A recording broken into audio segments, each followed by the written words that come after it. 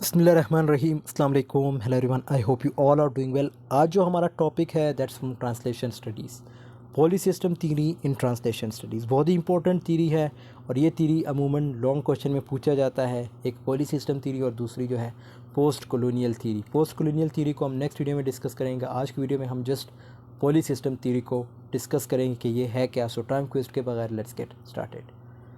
Poly system theory was developed in the 1970s। ये किसने develop की 1970s में? एक इसराइली स्कॉलर एतमर एवन ज़ोहर, ठीक है, ये इसने डेवलप की burrowing ideas from the Russian formalist. और इसने ये जो आइडियाज़ ये बारो किए थे कहाँ से? Russian formalist in 1920s and the Czech structuralist of the 1930s और जिच स्ट्रक्चरलिस्ट 1930s और 1940s। तो इन दो जगहों से इसने जो है जो आइडियाज़ थे वो बारो किए थे, मींस उधार लिए थे। रशियन फॉर्मलिस्ट और structuralist who had worked on literary historiography and linguistics. अब इन दोनों में क्या था? इन्होंने हिस्टोग्राफी और लिंग्विस्टिक पे काम किया था, मींस ये जो स्ट्रक्चरलिस्ट थे और रशियन फॉर्मलिस्ट थे। For the formalist a literary work was not studied in isolation but as a part of a literary system.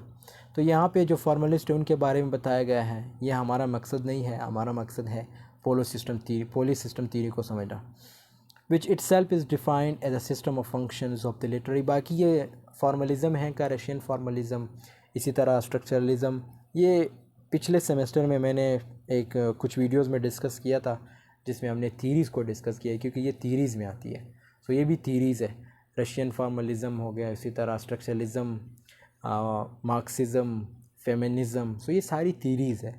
सो उन वीडियोस को आप लोग देख लीजिएगा, आपको बेहतर समझ आएगी कि स्ट्रक्चरलिज़म में लाइक हम बाइनरी ओपोजिशन की बात करते हैं। और ये रशियन फॉर्मलिज़म में यहाँ पे मैं आपको शॉर्ट बता रहा हूँ। रशियन फॉर्मलिज़म में हम टेक्स्ट की बात करते हैं, ठीक है, मतलब टेक्स्ट को जो है हमने या राइटर पे ज़्यादा फोकस करना या टेक्स्ट पे ज़्यादा फोकस करना, तो ये रशियन फॉर्मलिज़म में हम डिस्कस करते हैं।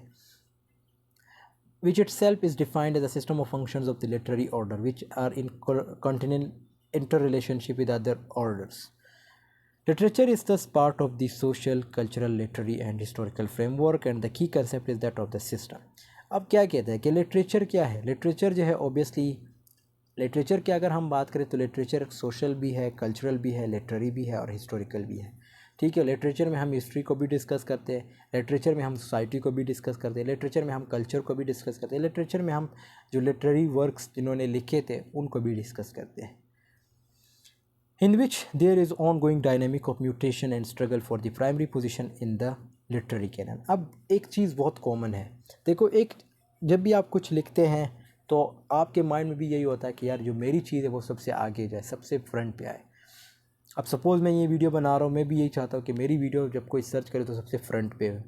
सेम टू सेम लिटरेचर में भी यही चीज़ है, जो राइटर्स है वो यही कोशिश करते हैं कि जो हमारी चीज़ है ना वो सबसे पहले फ्रंट पे है, मतलब सबसे ज़्यादा उसको रीड आउट किया जाए, लोगों को पसंद आ जाए। हर राइटर की यही ख्वाहिश होती है, हर वीडियो एडिटर की यही ख्वाहिश होती है, हर यूट्यूबर की यही ख्वाहिश होती है, हर इवन जो स्टूडेंट है उसकी यही ख्वाहिश होती है कि मैं क्लास में फ़र्स्ट आऊँ।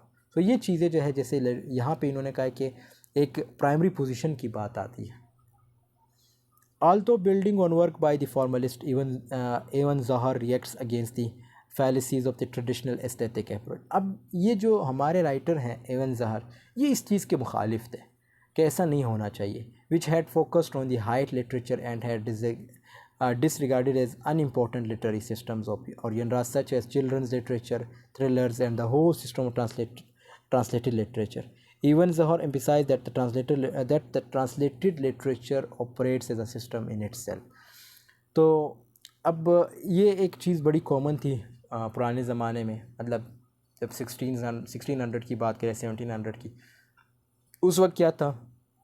उस वक्त लिटरेचर के कुछ वर्क्स को हमेशा सुपीरियर माना जाता था, कुछ चीज़ों को बिल्कुल सुपीरियर नहीं माना। जिस तरह चिल्ड्रन लिटरेचर है, इनको ज़्यादा सुपीरियरिटी नहीं मिलती थी, मींस ये इन्फीरियर रहते थे।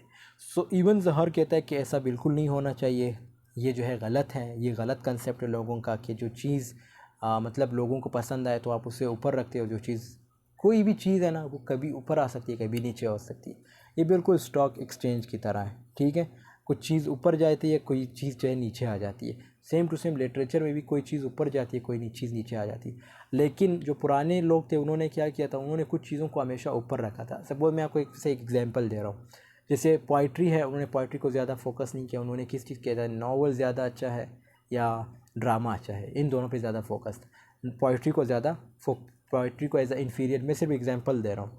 सो पोइट्री को सपोज़ वो इन्फीरियर समझते थे, या जो नावल है और ड्रामा है उसको सुपीरियर समझते थे। चाहे नावल और ड्रामा किसी भी किस्म का हो, बकवास से बकवास ड्रामा भी हो, बकवास से बकवास नावल हो, लेकिन फिर भी उसको जो है लोग सुपीरियर मानते थे। क्यों? लोगों का माइंड बनाया गया था। लेकिन इवन ज़ोहर जो है इसके अगेंस्ट थे, इन्होंने कहा कि नहीं, ऐसा नहीं होना चाहिए। इन the way the TL culture selects work for translation, ठीक है, ये एक कंसेप्ट है, एक पॉइंट बताया गया है। In the way translation norms behaviour and policies are influenced by other course systems. तो इसमें लोगों के नॉर्म्स भी आ जाते हैं, ठीक है, ट्रांसलेशन के नॉर्म्स, बिहेवियर, इसी तरह पॉलिसीज़ आ जाती है। Even Zohar focuses on the relations between all these systems in the overarching concepts to which he gives a new term, the poly system. This is defined by Ibn Zohar. तो उसने फिर ये concept दिया, a multiple system. Poly system का क्या मतलब है? Poly का मतलब है multiple. A multiple system, a system of various system that intersect with each other and partly overlap, using concurrently different options yet functioning as one structural whole whose members are interdependent। Even जोहर के even जो लोग हैं, mean जो writer है वो interdependent है, या जो लिटरेचर है उसको इंटरडिपेंडेंट होना चाहिए। कि किस चीज़ को, मतलब ये नहीं ज़रूरी कि आप एक चीज़ को सुपीरियर रखें और दूसरी चीज़ को इन्फीरियर। कोई भी चीज़ है वो कभी आगे जाएगी और कभी पीछे जाएगी। Importantly, the interaction and positioning of these systems occur in a dynamic hierarchy changing according to the historical movement। कहते हैं, अब ये बहुत इंपॉर्टेंट, यहाँ पे जो वर्ड है हिस्टोरिकल मूवमेंट, इसका मतलब ये कि हिस्ट्री के साथ जो है चीज़ें चेंज होती रहती है। सपोज़ अगर आज 2023 चल रहा है, आज नावल को ज़्यादा फोकस दिया जा रहा है, क्या पता आगे जाके 2030 में या 2035 में जो है ड्रामा को ज़्यादा फोकस किया जाए। इसी तरह हिस्ट्री अगर देखें, कभी नावल को ज़्यादा फोकस दिया जाता था, कभी ड्रामे को, कभी पोइट्री को। It is given point the highest position is occupied by innovative literary type, then the lower strata are likely to be occupied by increasingly conservative types. तो फिर ये दो कंसेप्ट है, इनोवेटिव और कंजर्वेटिव। इनोवेटिव में क्या है, इसमें हमेशा हाईएस्ट पोजीशन रखे जाते थे, और कंजर्वेटिव में क्या थे, इसमें हमेशा लोअर जो चीज़ें हैं, जो lower position means lower position की चीज़ों को रखा जाता था। On the other hand, if the conservative forms are at the top, तो ये दोनों कंसेप्ट आपने समझने हैं, इनोवेटिव और कंजर्वेटिव। अब यहाँ पे क्या बताया गया है कि अगर कंजर्वेटिव जो है वो टॉप पे है, ठीक है, on the other hand, if the conservative forms are at the top, innovative and the रिवर्कल are like to come from the lower strata. तो जो इनोवेटिव हैं वो नीचे आएंगे, ठीक है। Otherwise a period of stagnation occurs. This dynamic process of evolution is vital to the poly system, indicating that the relations between innovatory and conservative systems are in constant state of flux and competition। कहते इन दोनों का competition है, किस चीज़ का, innovation का और conservative का। मतलब ये हुआ कि कभी कंजर्वेटिव आगे जाएगा तो कभी इनोवेटिव आगे आएगा, मीन्स कभी इनोवेटिव जो है पीछे आएगा, तो कभी कंजर्वेटिव पीछे आएगा और इनोवेटिव आगे जाएगा। मीन्स यहाँ पे वर्क्स की बात हो रही है, सपोज़ कोई ड्रामे की बात हो रही है, कोई नावल की बात हो रही है, कोई पोइट्री की बात हो रही है, चिल्ड्रन लिटरेचर की बात हो रही है। और ये चीज़ें जो है, जैसे मैंने यहाँ पे एक पॉइंट बताया था, हिस्ट्री के साथ चेंज होती रहती है। अगर आज नावल जो है वो कंजर्वेटिव में आता है, तो कल को क्या पता नावल जो है वो इनोवेटिव में आ जाए, ठीक है। Because of this flux the position of translated literature is not fixed इधर। इसमें बहुत इंपॉर्टेंट बात बताई गई है कि लिटरेचर की जो चीज़ें वो फिक्स नहीं होती, इट में ऑक्यूपाई अ प्राइमरी और सेकेंडरी पोजीशन। ये कभी प्राइमरी और सेकेंडरी पोजीशन जो है ऑक्यूपाई कर सकती है in the poly system. If it is a primary, it participates actively in shaping the center of the poly system, even though it is likely to be innovative and linked to major events of literary history as they are taking place। तो again history की बात भी है कि कभी वो चीज़ें आगे आती थी, कभी वो पीछे जाती थी। Open leading writers produce the most important translations and translations are a leading factor in the formation। ये अगेन वही चीज़ें हैं, ठीक है। अब यहाँ से हम जो है ये जो पॉइंट्स है इसको डिस्कस करते हैं। Even Zohar gives 3 major cases when translated literature occupies the primary position। कि जब लिटरेचर जिसको हम ट्रांसलेट करते हैं, जब वो प्राइमरी पोजीशन गेन करता है, तो उसके 3 जो है मेजर केसेस होते हैं। सबसे पहला है when young literature is being established and looks initially to more established literature for ready-made models।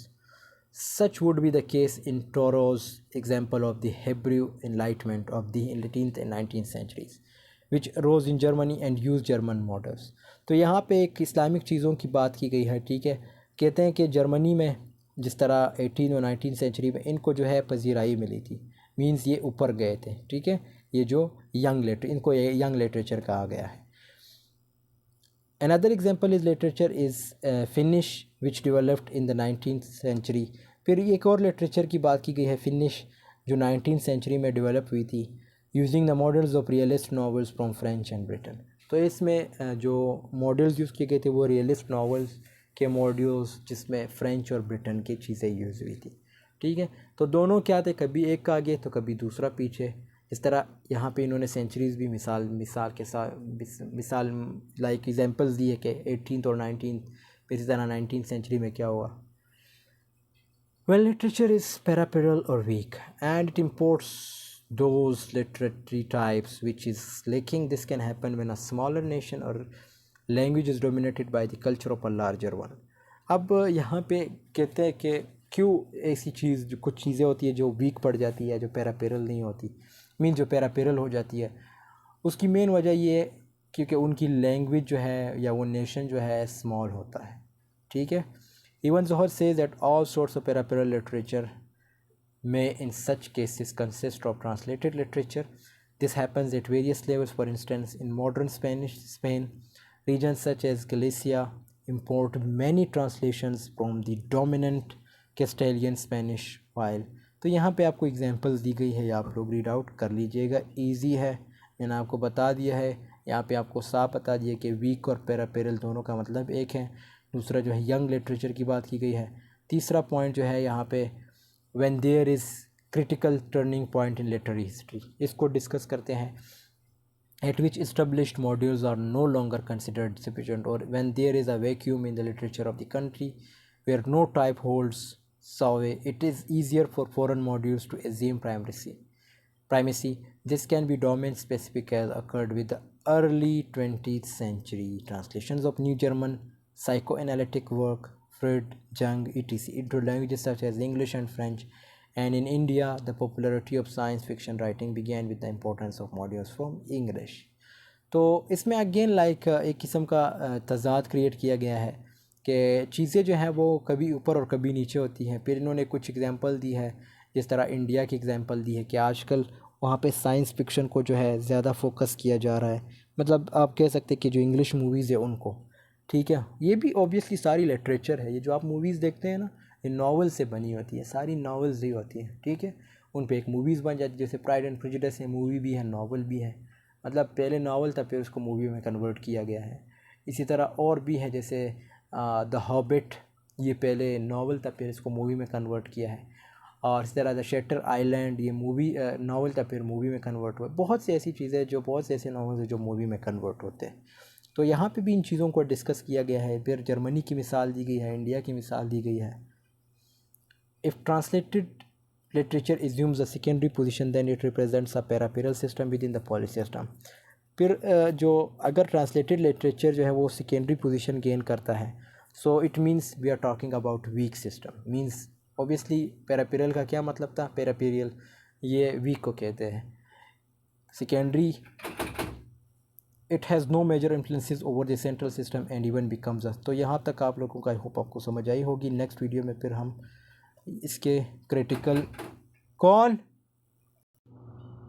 और ये भी आप लोग देख लीजिएगा, ये क्रिटिसिज्म्स हैं पॉली सिस्टम थ्योरी की, 4 पॉइंट्स, इसको भी आप लोग पेपर में, इससे तो इंपॉर्टेंट नहीं है, सिर्फ पॉली सिस्टम थ्योरी है। आई होप आपको समझ आएगी। मिलते हैं नेक्स्ट वीडियो में, तब तक के लिए अल्लाह हाफ़िज़, टेक केयर ऑफ़ योरसेल्फ।